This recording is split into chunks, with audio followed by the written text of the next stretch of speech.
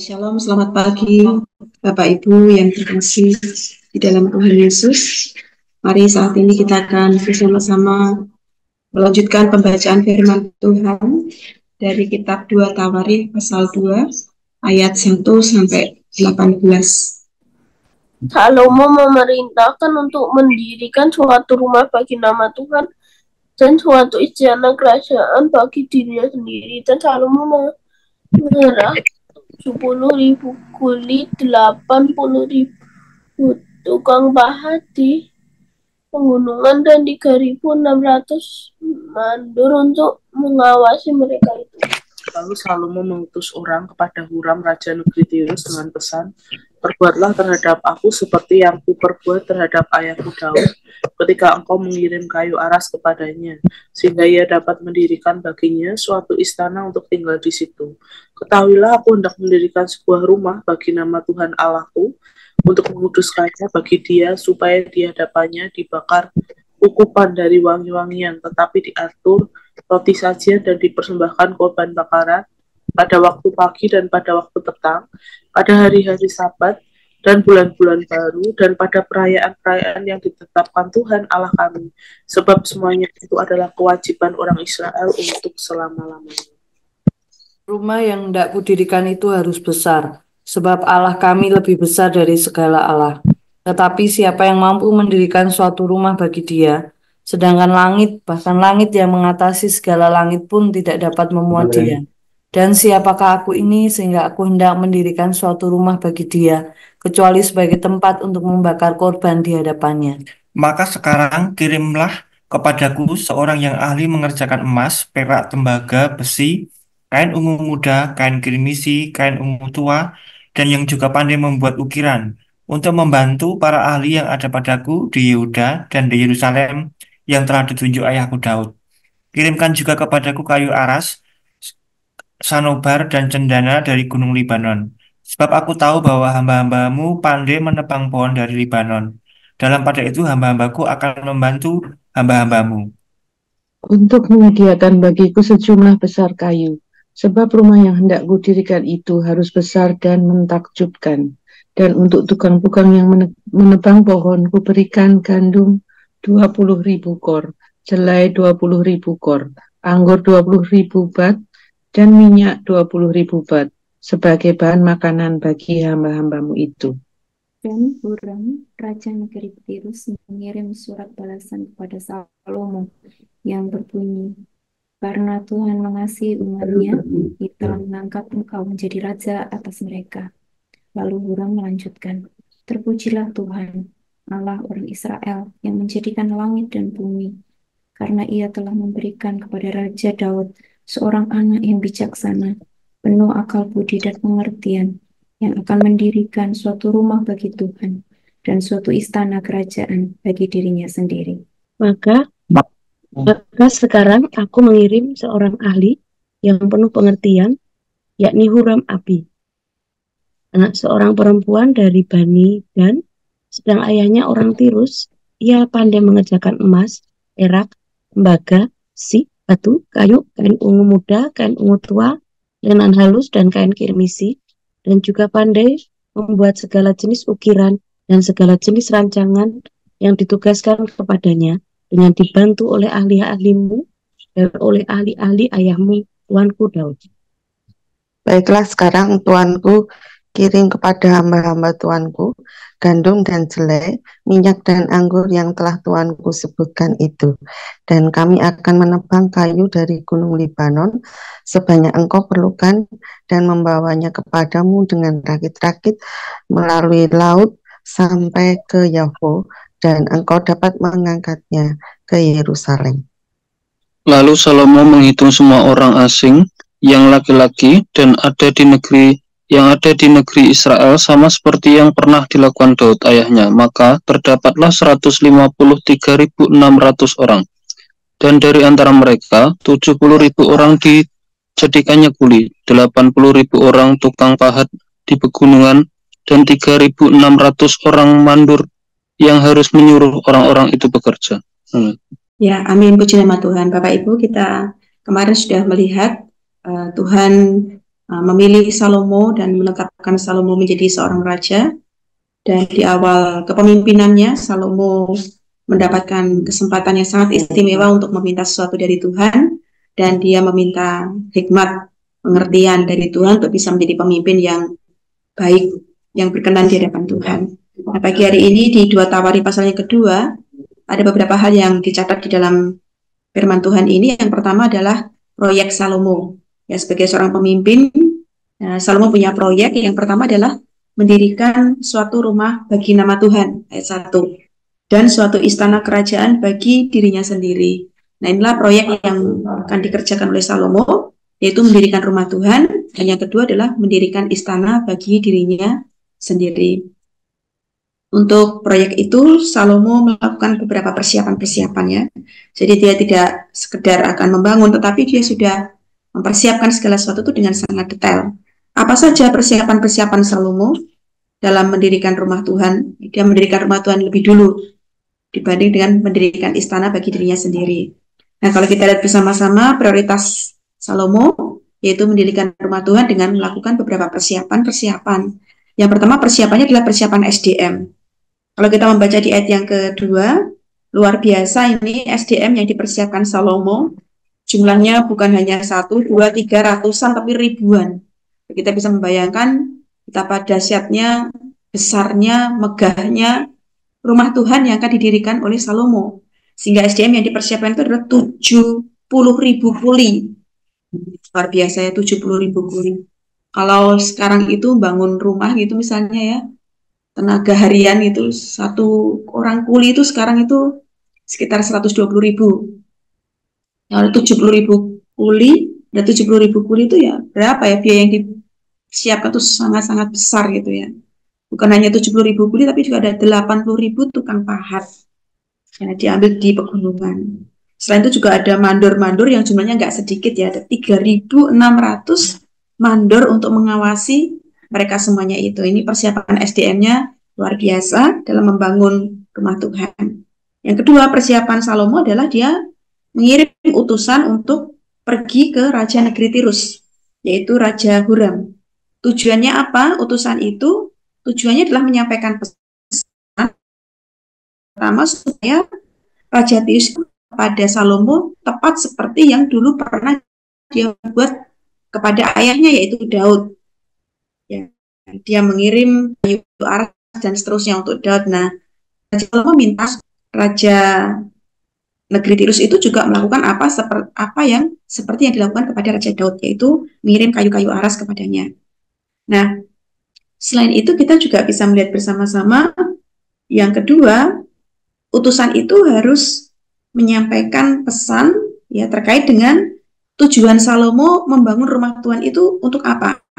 Di ayat yang keempat dikatakan, ketahuilah aku hendak mendirikan sebuah rumah bagi nama Tuhan Allahku untuk, ini tujuannya, menguduskannya bagi dia, supaya di hadapannya dibakar ukupan dari wangi-wangian, tetap diatur roti sajian, dan dipersembahkan korban bakaran pada waktu pagi, dan pada waktu petang, pada hari-hari Sabat dan bulan-bulan baru, dan pada perayaan-perayaan yang ditetapkan Tuhan Allah kami.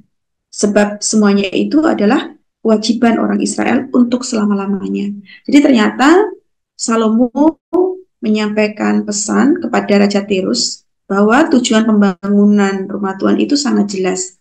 Rumah Tuhan itu dibangun bukan untuk untuk megah-megahan saja gitu ya, atau menunjukkan bahwa ini saya orang yang hebat, bukan. Tetapi tujuan Salomo membangun rumah Tuhan itu adalah untuk peribadatan, di mana dalam rumah Tuhan itu akan diatur ibadah, ada persembahan korban pagi, korban petang, hari Sabat, bulan baru, ada perayaan-perayaan.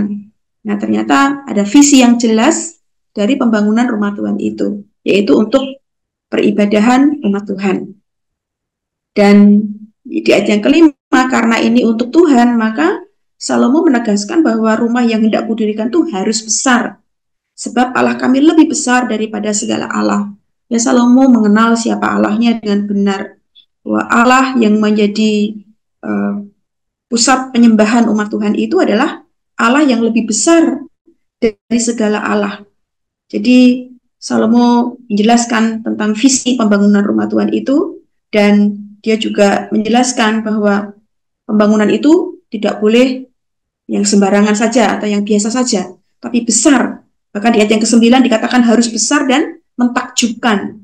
Jadi kita bisa membayangkan bagaimana ya, Salomo punya visi yang jelas untuk membangun rumah Tuhan, untuk peribadahan umat Tuhan.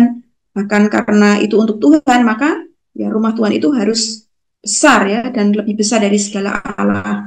Dan Salomo juga menyadari bahwa siapa itu yang bisa mendirikan suatu rumah bagi dia gitu.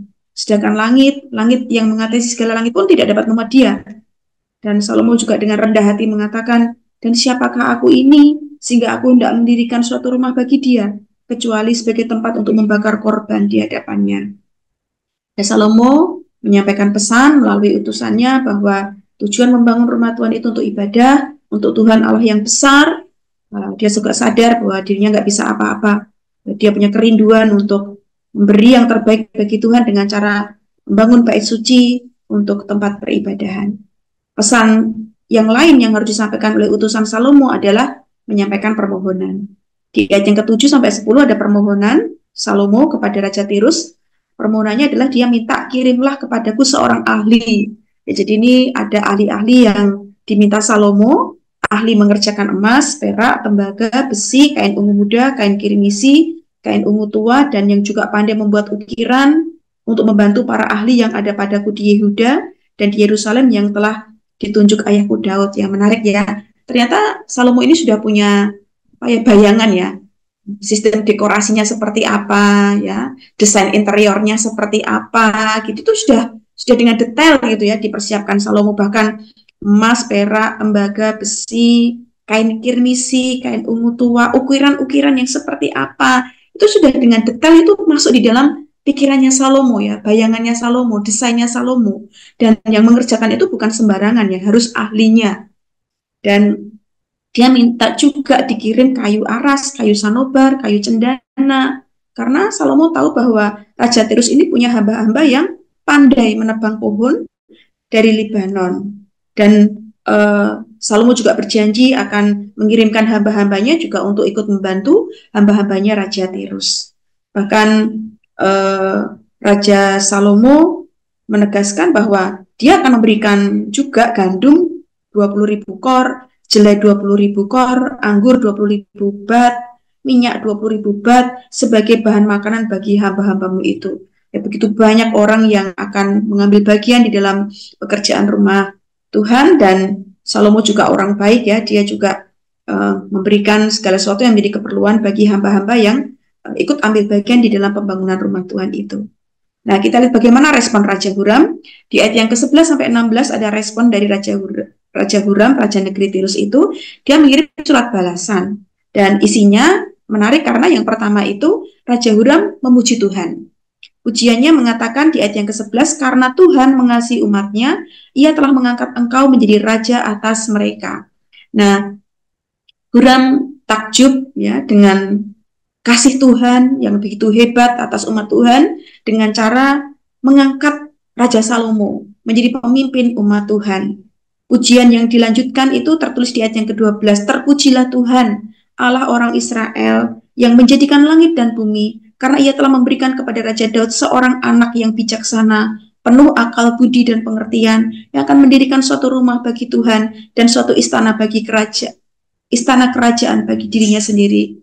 Balasan surat dari Raja Huram ya berupa puji-pujian kepada Tuhan. Dia mengagumi kuasa Tuhan, karya Tuhan, keajaiban Tuhan, luar biasanya pemeliharaan Tuhan atas umatnya, sehingga dipilihlah raja yang bijaksana, penuh akal budi, penuh pengertian, dan punya visi yang jelas untuk mendirikan suatu rumah bagi Tuhan. Dan akhirnya apa yang diminta oleh Salomo diberikan. Di ayat yang ke-13, sekarang aku mengirimkan seorang ahli yang penuh pengertian. Siapa ahli yang dikirim?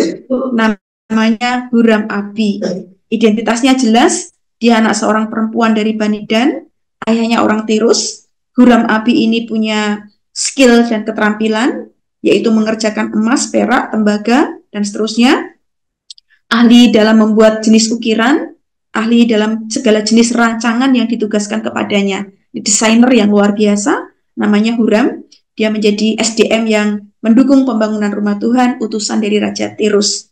Dan Di ayat yang ke-15, Raja Tirus juga mengingatkan supaya Raja Salomo mengirimkan gandum, jelai, dan seterusnya.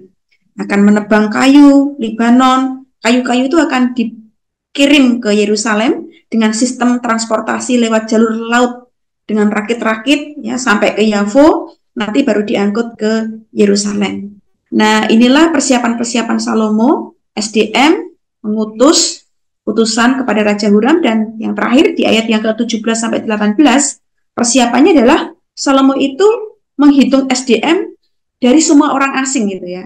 Jadi ada orang-orang asing kan yang nanti masuk di sana, dan ternyata dengan sangat detail, dengan sangat teliti, dengan sebuah sistem manajemen yang sangat rapi, Salomo mendata siapa saja ini orang-orang asing yang nanti akan bekerja dalam pembangunan rumah Tuhan. Nah, ternyata ketika didata, jumlahnya itu ada 153.600 orang laki-laki, dan mereka dibagi dalam 3 kelompok, 70.000 kuli, 85.000 tukang pahat, 3.600 mandur. Nah, luar biasa bagaimana persiapan-persiapan Salomo dalam membangun rumah Tuhan. Nah, pertanyaan interpretasinya adalah, mengapa membangun rumah Tuhan dahulu ya? Salomo tidak membangun istananya dahulu. Yang kedua, mengapa Salomo itu bisa sedetail itu persiapannya? Tentu jawabannya kembali bahwa Salomo memiliki hikmat dan pengertian dari Tuhan. Kalau mengapa Salomo membangun rumah Tuhan lebih dahulu, jelas karena ya Salomo memprioritaskan visi dari Tuhan untuk memberi terlebih dulu bagi Tuhan, mengerjakan pekerjaan Tuhan lebih dulu, mengurutkan ya, dia membuat urut-urutan apa yang mau didahulukan ya. Ternyata dia memprioritaskan pembangunan rumah Tuhan terlebih dulu sebelum dia membangun rumahnya sendiri atau istananya sendiri. Itu menunjukkan bagaimana Salomo punya prioritas yang benar, mendahulukan pekerjaan Tuhan, dan dia memberi yang terbaik untuk Tuhan. Kalau mengapa Salomo bisa sedetail itu ya persiapannya, rancangannya, bahan-bahannya, SDM-nya, desain interiornya, dia sudah punya bayangan gitu, apa yang mau dia kerjakan gitu ya. Mengapa bisa sedetail itu persiapannya? Ya jelas karena Salomo memiliki segala hikmat dan pengertian dari Tuhan. Bahkan Raja Huram pun memuji Salomo sebagai raja yang bijaksana, penuh akal budi, dan penuh pengertian. Dari mana Salomo mendapatkan kebijaksanaan, akal budi, pengertian, hikmat? Ya tentu dari Tuhan. Bagaimana caranya dia mendapat? 1-2 Tawarikh pasal 1 kemarin kita sudah mendapatkan tipsnya ya, caranya ya dengan berdoa. Amat teksnya yang pertama kita melihat ya hikmat pengertian dari Tuhan, memampukan seseorang pemimpin memprioritaskan pekerjaan Tuhan dan mengerjakan segala sesuatu dengan detail, cermat, dan teliti.